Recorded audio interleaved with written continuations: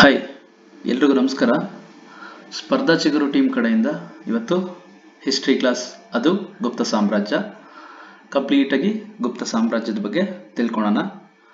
So ಅದಕ್ಕಿಂತ ಮುಂಚೆ ಏನು ಮಾಡ್ಬೇಕು, ನೀವು ಒಂದು ಪೆನ್ನು ಪೇಪರ್ ತೊಗೊಂಡು ನೀಟಾಗಿ ನೋಟ್ಸ್ ಮಾಡ್ಕೊಂಡು ಹೋಗ್ಬೇಕು ಪಾಯಿಂಟ್ ವೈಸ್. ಸೊ ಒಂದು 20 ನಿಮಿಷ ನೋಡಿದ್ರೆ 20-25 ನಿಮಿಷ ಮ್ಯಾಕ್ಸಿಮಮ್, ಅದು 25 ನಿಮಿಷದಲ್ಲಿ ಈ ವಿಡಿಯೋ ಕಂಪ್ಲೀಟಾಗಿ ಮುಗಿಯುತ್ತೆ. ಜೊತೆಗೆ ಹಳೆ ಹಿಂದಿನ ಎಕ್ಸಾಮ್ಗಳಲ್ಲಿ ಏನೇನು ಕ್ವಶನ್ ಕೇಳಿದ್ದಾರೆ ಅವನ್ನೆಲ್ಲ ಲಾಸ್ಟಿಗೆ ಆಡ್ ಮಾಡಿದ್ದೀವಿ, ಅದನ್ನು ಕೂಡ ಡಿಸ್ಕಸ್ ಮಾಡೋಣ. ಸೊ ಅನ್ನೆಸರಿಯಾಗಿ ಏನೂ ಬರ್ಕೊಳಕ್ಕೆ ಹೋಗ್ಬೇಡಿ, ಸುಮ್ಮನೆ ಟೈಮ್ ವೇಸ್ಟು. ನೋಡಿ, ಅನ್ನೆಸರಿ ನಿಮಗೆ ವಿಡಿಯೋದಲ್ಲಿ ಕಾಣಿಸ್ತಾ ಇದೆ, ನಾವು ಏನೂ ಬರ್ದಿಲ್ಲ. ಸೊ ಅನ್ನೆಸರಿಯಾಗಿ ಏನೂ ಬರ್ಕೊಳಕ್ಕೆ ಹೋಗ್ಬೇಡಿ. ಓಕೆ, ಈಗ ಸ್ಟಾರ್ಟ್ ಮಾಡೋಣ.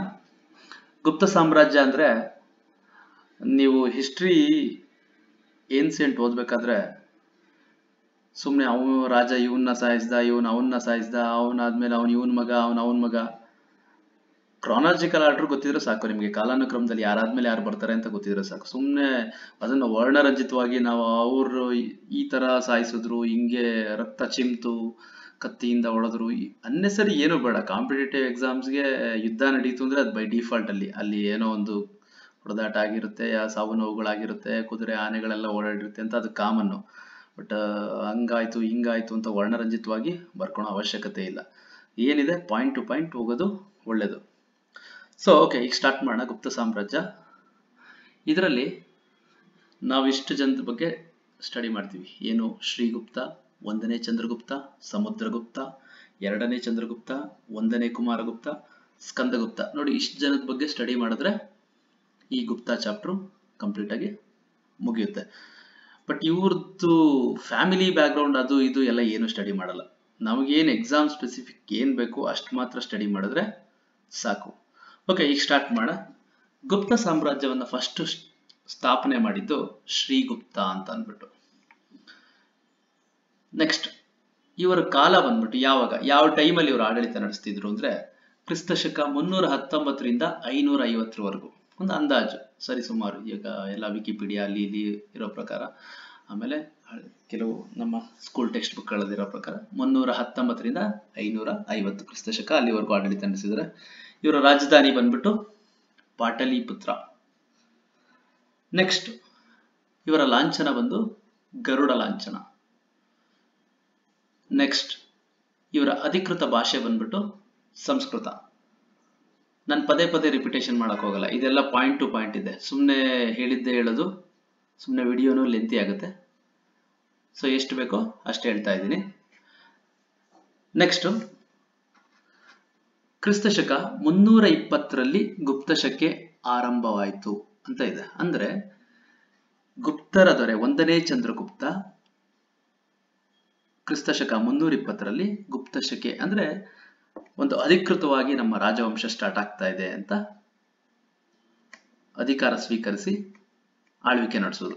ಸೊ ಕೇಳಿದ್ದೇನೆ ತುಂಬಾ ಸಲ ಎಕ್ಸಾಮ್ ಅಲ್ಲಿ, ಗುಪ್ತಶಕೆ ಆರಂಭವಾಗಿತ್ತು ಯಾವಾಗ ಅಂತ. ಕ್ರಿಸ್ತಶಕ 320ರಲ್ಲಿ ಆರಂಭಿಸಿದ್ದು 1ನೇ ಚಂದ್ರಗುಪ್ತ. ನೆಕ್ಸ್ಟ್ ಇದಾದ ನಂತರ ಬರುವಂತ ಪ್ರಸಿದ್ಧ ದೊರೆ ಸಮುದ್ರಗುಪ್ತ. ಈ ಸಮುದ್ರಗುಪ್ತ ಗುಪ್ತ ಸಾಮ್ರಾಜ್ಯದ ಪ್ರಸಿದ್ಧವಾದ ದೊರೆ. ಸೊ ಅವರ ಮೊದಲ ಹೆಸರು ಕಚ, ಇದು ಕೂಡ ತುಂಬಾ ಸಲ ಕೇಳಿದ್ದಾರೆ. ಆಮೇಲೆ ದೀರ್ಘ ಹಾಕೊಂಡ್ಬಿಟ್ಟಿರ ಇಲ್ಲಿ, ಸುಮ್ಮನೆ ತಮಾಷೆಗೆ ಹೇಳಿದೆ. ಓಕೆ, ನೆಕ್ಸ್ಟ್ ಈ ಸಮುದ್ರಗುಪ್ತನ್ನ ಭಾರತದ ನೆಪೋಲಿಯನ್ ಅಂತ ಕರೆದಿದ್ದಾರೆ, ಯಾಕಂದ್ರೆ ಅಷ್ಟೊಂದು ಪರಾಕ್ರಮಿ.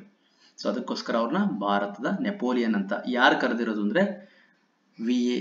ಸ್ಮಿತ್ ಅಂತ. ಅವರು ಸಮುದ್ರಗುಪ್ತನ್ನ ಭಾರತದ ನೆಪೋಲಿಯನ್ ಅಂತ ಕರೆದಿದ್ದಾರೆ.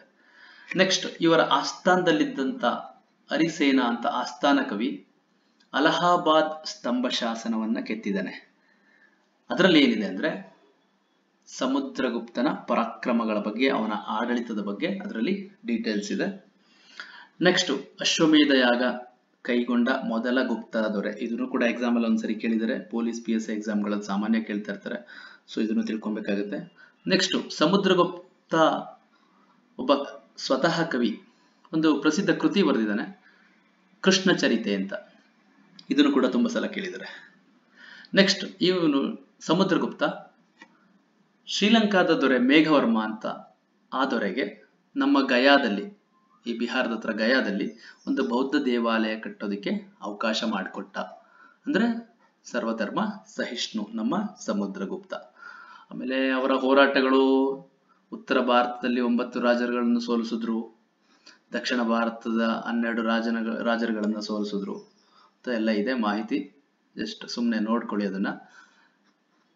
ಆಮೇಲೆ 100 ಕದನಗಳ ಸರದಾರ ಅಂತ ಕರೆದಿದ್ದಾರೆ, ಯಾಕಂದ್ರೆ ಇವ್ರು ಮಾಡಿರೋ ಎಲ್ಲ ಯುದ್ಧಗಳನ್ನ ಜಯಶಾಲಿ ಆಗ್ತಾ ಇದ್ರು, ಅದಕ್ಕೋಸ್ಕರ ಇವ್ರನ್ನ 100 ಕದನಗಳ ಸರದಾರ ಅಂತ ಕರೆದಿದ್ದಾರೆ. ನೆಕ್ಸ್ಟ್ ಸಮುದ್ರಗುಪ್ತರ ನಂತರ ಬರುವಂತರು ಪ್ರಸಿದ್ಧವಾದವರು 2ನೇ ಚಂದ್ರಗುಪ್ತ. 2ನೇ ಚಂದ್ರಗುಪ್ತ ಇವರ ಬಿರುದು ವಿಕ್ರಮಾದಿತ್ಯ ಅಂತ ಬಿರುದಿತ್ತು. ನೆಕ್ಸ್ಟ್ ಇವರ ಆಸ್ಥಾನಕ್ಕೆ ಚೀನಾ ಯಾತ್ರಿಕ ಪಾಹಿಯಾನ್ ಭೇಟಿ ಕೊಟ್ಟಿದ್ರು. ಅವರು ಚಂದ್ರಗುಪ್ತನ ಆಸ್ಥಾನಕ್ಕೆ ಭೇಟಿ ಕೊಟ್ಟು ಒಂದು ಕೃತಿ ಬರೆದ್ರು, ಫೋಕೋಕಿ ಅಂತ. ಈ ಫೋಕೋಕಿ ಕೃತಿಯಲ್ಲಿ 2ನೇ ಚಂದ್ರಗುಪ್ತನ ಆಡಳಿತ ವ್ಯವಸ್ಥೆ, ಅಲ್ಲಿ ಹೇಗಿತ್ತು ರಾಜಕೀಯ ವ್ಯವಸ್ಥೆ, ಎಲ್ಲ ಪ್ರತಿಯೊಂದು ವಿಷಯಗಳನ್ನು ಕೂಡ ಅಲ್ಲಿ ಬರೆದಿದ್ದಾರೆ. ಇದು ಕೂಡ ತುಂಬಾ ಸರಿ ಎಕ್ಸಾಮ್ ಅಲ್ಲಿ ಕೇಳಿದ್ದಾರೆ, ಯಾರು ವಿಸಿಟ್ ಮಾಡಿದ್ದು ಮತ್ತು ಅವರ ಪ್ರಸಿದ್ಧ ಕೃತಿ ಯಾವುದು ಅಂತ.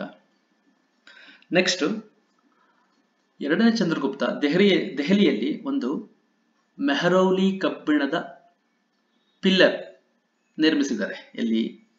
ದೆಹಲಿಯಲ್ಲಿ ಮೆಹರೌಲಿ ಕಬ್ಬಿಣದ ಸ್ತಂಭ, ಇಲ್ಲಿ ಶಾಸನ ಅಂತ ಇದೆ, ಮೆಹರೌಲಿ ಕಬ್ಬಿಣದ ಸ್ತಂಭ, ಒಂದು ಕಬ್ಬಿಣದ ಸ್ತಂಭ ನಿಲ್ಲಿಸಿದ್ದಾರೆ ನೋಡಿ. ಅಷ್ಟು ಕ್ರಿಸ್ತಶಕ 319, ಈಗ 2019, ಇಷ್ಟು ವರ್ಷಗಳಾದ್ರೂ ಕೂಡ ಮಳೆ ಗಾಳಿ ಬಿಸಿಲು ಏನೇ ಇದ್ರೂ ತುಕ್ಕಿಡ್ದಿಲ್ಲ.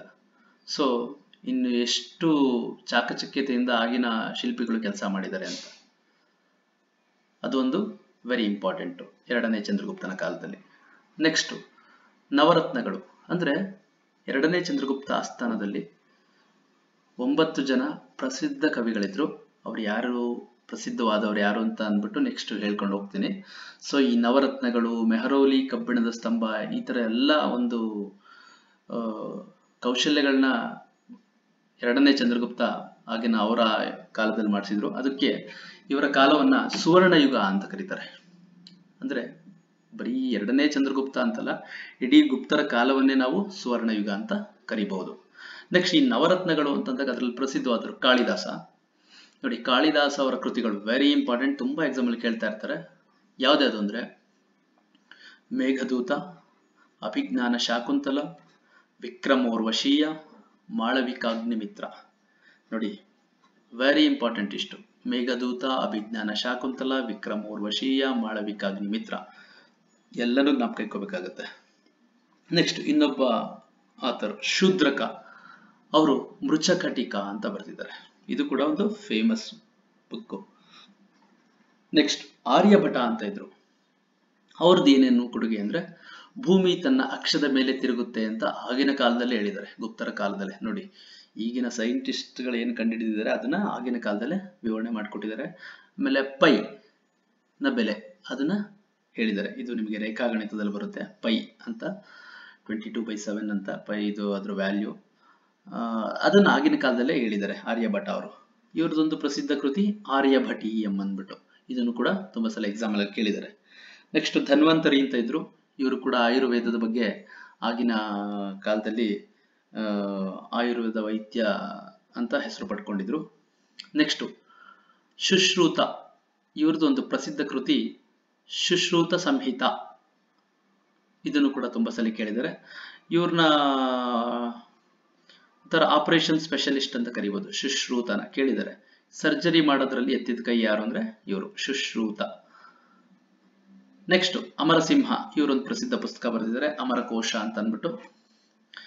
ನೆಕ್ಸ್ಟ್ ವಿಷ್ಣು ಶರ್ಮಾ, ಇವರು ಪಂಚತಂತ್ರ ಅಂತ ಒಂದು ಕೃತಿ ಬರೆದಿದ್ದಾರೆ, ನಿಮಗೆ ಗೊತ್ತಿದೆ ಅದರಲ್ಲಿ ಎಲ್ಲ ನೀತಿ ಪಾಠಗಳು. ನೆಕ್ಸ್ಟ್ ವರಾಹಿ ಮಿಹಿರ, ಇವ್ರದ್ದು 2 ಕೃತಿಗಳಿದೆ, ಒಂದು ಬೃಹತ್ ಸಂಹಿತೆ ಮತ್ತು ಪಂಚಸಿದ್ಧಾಂತಿಕ ಅಂತ, 2 ಪ್ರಸಿದ್ಧ ಕೃತಿಗಳು. ನೆಕ್ಸ್ಟ್ ಈ ಬ್ರಹ್ಮಗುಪ್ತ, ಇವ್ರನ್ನ ಭಾರತದ ನ್ಯೂಟನ್ ಅಂತ ಕರೀತಾರೆ, ವೆರಿ ಇಂಪಾರ್ಟೆಂಟ್.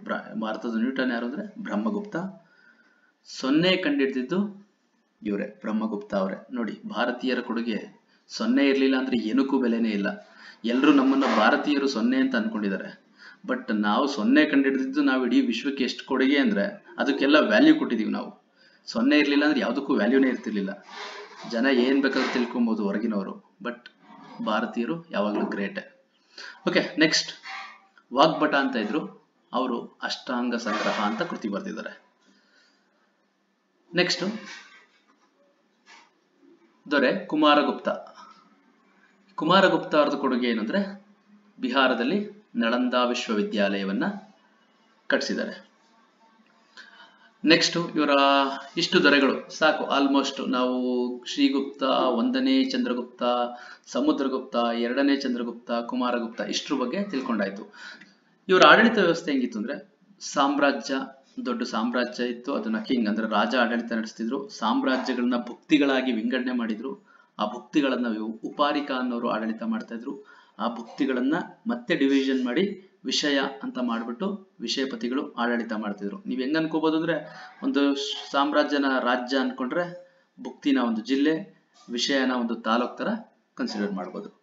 ನೆಕ್ಸ್ಟ್ ಕೆಲವು ಇತರೆ ವಿಷಯಗಳು ಗುಪ್ತರಿಗೆ ಸಂಬಂಧಪಟ್ಟಂಗೆ. ಗುಪ್ತರ ಪ್ರಸಿದ್ಧ ಬಂದರು ಯಾವುದು ಅಂತ ತುಂಬಾ ಸಲ ಎಕ್ಸಾಮ್ ಅಲ್ಲಿ ಕೇಳಿದಾನೆ. ಅವರ ಪ್ರಸಿದ್ಧ ಬಂದರು ತಾಮ್ರಲಿಪ್ತಿ ಅಂತ ಅಂದ್ಬಿಟ್ಟು, ಇದನ್ನು ಕೂಡ ನೀವು ತಿಳ್ಕೊಬೇಕಾಗತ್ತೆ. ತಾಮ್ರಲಿಪ್ತಿ ಬಂದರು ಗುಪ್ತರ ಪ್ರಸಿದ್ಧ ಬಂದರು. ನೆಕ್ಸ್ಟ್ ಗುಪ್ತರ ನಾಣ್ಯಗಳು ಯಾವ್ದು ಅಂದ್ರೆ ದೀನಾರ್ ಮತ್ತೆ ರೂಪಕ, ವೆರಿ ಇಂಪಾರ್ಟೆಂಟ್. ತುಂಬಾ ಸಲ ಕೇಳಿದ್ದೀನಿ, ಎಸ್ಪೆಷಲಿ ಈ ರೂಪಕನ. ಗುಪ್ತರ ಇದು ಬೆಳ್ಳಿ ನಾಣ್ಯ, ಇದು ದೀನಾರ್ ಚಿನ್ನದ ನಾಣ್ಯ, ರೂಪಕ ಬಂದ್ಬಿಟ್ಟು ಗುಪ್ತರ ಬೆಳ್ಳಿಯ ನಾಣ್ಯ. ನೆಕ್ಸ್ಟ್ ಇವರ ದೇವಸ್ಥಾನ ಶೈಲಿಗಳು ಅಂದ್ರೆ ನಾಗರ ಶೈಲಿ. ನಾರ್ತ್ ಇಂಡಿಯಾದಲ್ಲಿ ಅಂದ್ರೆ ಉತ್ತರ ಭಾರತದಲ್ಲಿ ದೇವಸ್ಥಾನಗಳನ್ನು ಕಟ್ಟೋದು ನಾಗರ ಶೈಲಿ ಅಂತ ಹೇಳ್ತಾರೆ. ದಕ್ಷಿಣ ಭಾರತದಲ್ಲಿ ದ್ರಾವಿಡ ಶೈಲಿ ಅಂತ ಹೇಳ್ತಾರೆ. ಇದಕ್ಕೆ ಬೇಸಿಕ್ ಡಿಫ್ರೆನ್ಸ್ ಒಂದು ನೋಡಿ, ಈ ಇಮೇಜ್ ಹಾಕಿದ್ದೀನಿ, ನಿಮಗೆ ಗೊತ್ತಾಗ್ತಾ ಇದೆ. ನಾಗರ ಶೈಲಿ north Indian style, Dravidian style, south Indian style ಅಂತ ಇದೆ. ನಾಗರ ಶೈಲಿ ಅಂದ್ರೆ ನೋಡಿ ಇಲ್ಲಿ ನಿಮಗೆ ಏನ್ ಮೇಜರ್ ಡಿಫ್ರೆನ್ಸ್ ಅಂತಂದಾಗ, ಫಸ್ಟ್ ಡಿಫ್ರೆನ್ಸ್ ಅದು ನಾಗರ ಶೈಲಿ ಉತ್ತರ ಭಾರತ, ಇದು ದಕ್ಷಿಣ ಭಾರತ. ಆಮೇಲೆ ನಮ್ದು ವಿಮಾನ, ದಕ್ಷಿಣ ಭಾರತದಲ್ಲಿ ವಿಮಾನದ ಆಕೃತಿ, ಬಟ್ ಅವ್ರದ್ದು ಸ್ವಲ್ಪ ಒಂದು ಶಂಕಾಕೃತಿ ಇದರಲ್ಲಿ ಇದೆ ಅವ್ರದ್ದು, ಅದೊಂದು ಡಿಫ್ರೆನ್ಸ್ ಅಂತ ಹೇಳ್ಬೋದು. ಆಮೇಲೆ ನಮ್ಮಲ್ಲಿ ಸಾಮಾನ್ಯವಾಗಿ ನಮ್ಮ ದೇವಸ್ಥಾನಗಳಲ್ಲಿ ಕಳಸ ಇರುತ್ತೆ ಮೇಲ್ಗಡೆ, ಬಟ್ ಇಲ್ಲಿ ಅವರು ಕಳಸ ಇಡಲ್ಲ. ಸೊ ಇದು ಒಂದು ಮೇಜರ್ ಡಿಫ್ರೆನ್ಸ್ ಅಂತ ಹೇಳ್ಬೋದು. ನೆಕ್ಸ್ಟ್ ಈ ಗುಪ್ತರ ಪ್ರಸಿದ್ಧ ದೇವಾಲಯಗಳು ಯಾವ್ದಾದ್ರು ಅಂದ್ರೆ ಉತ್ತರ ಪ್ರದೇಶದಲ್ಲಿ ಬರುತ್ತೆ ಡಿಯೋಗರ್ನ ದಶಾವತಾರ ಟೆಂಪಲ್. ಇದು ಕೂಡ ಕೇಳಿದ್ದೇನೆ, ದಶಾವತಾರ ಟೆಂಪಲ್ ಎಲ್ಲಿ ಬರುತ್ತೆ ಅಂತ. ಉತ್ತರ ಪ್ರದೇಶದಲ್ಲಿ ಬರುತ್ತೆ, ದಿಯೋಗರ್ನಲ್ಲಿ. ನೆಕ್ಸ್ಟ್ ಮಧ್ಯಪ್ರದೇಶದಲ್ಲಿ ಭೂಮಾರ ಶಿವ ದೇವಾಲಯ ಅಂತ ಬರುತ್ತೆ, ಅದು ಕೂಡ ಒಂದು ಗುಪ್ತರ ಕಲೆಗೆ ಪ್ರಸಿದ್ಧವಾದ್ದು. ನೆಕ್ಸ್ಟ್ ಅಜಂತ ಎಲ್ಲೋರ, ನಿಮಗೆ ಗೊತ್ತಿದೆ ಅಜಂತ ಎಲ್ಲೋರ ಮಹಾರಾಷ್ಟ್ರದಲ್ಲಿ, ಇವು ಕೂಡ ಗುಪ್ತರ ಪ್ರಸಿದ್ಧ ಶಿಲ್ಪಕಲೆಗಳು. ನೆಕ್ಸ್ಟ್ ಇನ್ ಹೇಳ್ಬೇಕು ಅಂದ್ರೆ ಗುಪ್ತರ ಕೊನೆಯ ದೊರೆ ಯಾರು ಅಂತ ತುಂಬಾ ಸಲ ಎಕ್ಸಾಮ್ ಅಲ್ಲಿ ಕೇಳಿದರೆ, ಗುಪ್ತರ ಕೊನೆಯ ದೊರೆ ಬಂದ್ಬಿಟ್ಟು ಸ್ಕಂದಗುಪ್ತ ಅನ್ಬಿಟ್ಟು. ಸ್ಕಂದಗುಪ್ತ ಹೂಣರು ದಾಳಿ ನಡೆಸಿದ್ರು.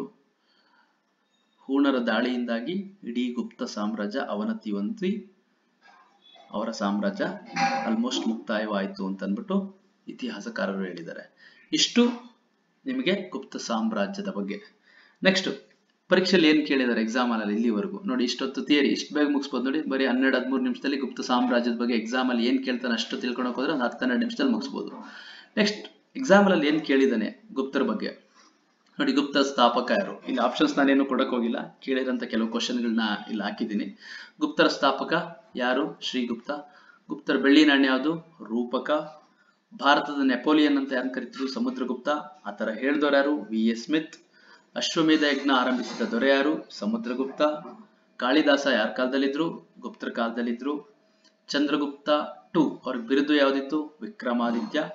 ಆಮೇಲೆ ತತ್ವಶಾಸ್ತ್ರಗಳು ನಿಮ್ಗೆ ನ್ಯಾಯಶಾಸ್ತ್ರ, ಯೋಗಶಾಸ್ತ್ರ, ಈ ತರ 6 ತತ್ವಶಾಸ್ತ್ರಗಳಿದೆ. ಅದು ಯಾರ ಕಾಲದಲ್ಲಿ ಪ್ರಸಿದ್ಧಿ ಆಗಿದ್ದು ಅಂತ ಕೇಳಿದ್ರು? ಗುಪ್ತರ ಕಾಲದಲ್ಲಿ. ಶೂದ್ರಕ ಯಾವ ಕೃತಿ ಬರೆದಿದ್ದಾನೆ ಅಂತ ಕೇಳಿದ್ರು? ಮೃಚ್ಛಕಟಿಕ. ನೆಕ್ಸ್ಟ್ ಗುಪ್ತರ ಅಧಿಕೃತ ಭಾಷೆ ಯಾವುದು ಅಂತ ತುಂಬಾ ಸಲ ಕೇಳಿದ್ದಾರೆ. ಅವ್ರ ಅಧಿಕೃತ ಭಾಷೆ ಸಂಸ್ಕೃತ. ಆಮೇಲೆ ಯಾವ ದೊರೆಗೆ ಸಮುದ್ರಗುಪ್ತ ಬೌದ್ಧ ಧರ್ಮದ ದೇವಾಲಯ ಕಟ್ಟೋದು ಅವಕಾಶ ಮಾಡಿಕೊಟ್ಟ ಅಂತ ಕೇಳಿದ್ದಾರೆ? ಅದು ಮೇಘವರ್ಮ. ನೆಕ್ಸ್ಟ್ ಆರ್ಯಭಟ ಮತ್ತು ವರಾಹಿ ಮಿಹಿರ ಗುಪ್ತರ ಕಾಲಕ್ಕೆ ಸೇರಿದವರು ಅಂತ ಹೇಳಿದ್ವಿ. ವರಾಹಿ ಮಿಹಿರನ ಕೃತಿಗಳು ಹೇಳಿದೀನಿ, ಯಾವುದು? ಪಂಚಸಿದ್ಧಾಂತಿಕ ಮತ್ತೆ ಬೃಹತ್ ಸಂಹಿತೆ. ಅಲ್ಲಿ ಪಂಚಸಿದ್ಧಾಂತಿಕ ಒಂದ್ಸರಿ ಕ್ವಶನ್ ಕೇಳಿದ್ರ, ಅದು ಯಾವ ರೀತಿಯ ಕೃತಿ ಅಂತ, ಅದು ಖಗೋಳ ಕೃತಿ ಅಂದ್ರೆ ಖಗೋಳ ಶಾಸ್ತ್ರಕ್ಕೆ ಸಂಬಂಧಪಟ್ಟಂತ ಕೃತಿ. ನೆಕ್ಸ್ಟ್ 0 ಕಂಡಿಡಿದಿದ್ದು ಯಾವ ಕಾಲದಲ್ಲಿ ಅಂತ ಕೇಳಿದ್ರು, ಗುಪ್ತರ ಕಾಲದಲ್ಲಿ. ಆಲ್ರೆಡಿ ಹೇಳಿದ್ದೀನಿ, ಬ್ರಹ್ಮಗುಪ್ತ ಕಂಡಿಡಿದಿದ್ದು ಅಂದ್ಬಿಟ್ಟು. ಕುಮಾರ ಸಂಭವಂ ಯಾರ ಕೃತಿ ಅಂತ ಕೇಳಿದರೆ, ಕಾಳಿದಾಸನ ಕೃತಿ. ಮೆಹರೌಲಿ ಕಬ್ಬಿಣದ ಸ್ತಂಭವನ್ನು ಕಟ್ಟಿಸಿದವರು ಯಾರು ಅಂತ ಕೇಳಿದರೆ, 2ನೇ ಚಂದ್ರಗುಪ್ತ. ಹರಿಸೇನ ಯಾರ ಆಸ್ಥಾನದಲ್ಲಿದ್ದಾರೆ ಅಂತ ಕೇಳಿದರೆ, ಅವನು ಸಮುದ್ರಗುಪ್ತನ ಆಸ್ಥಾನದಲ್ಲಿದ್ದ.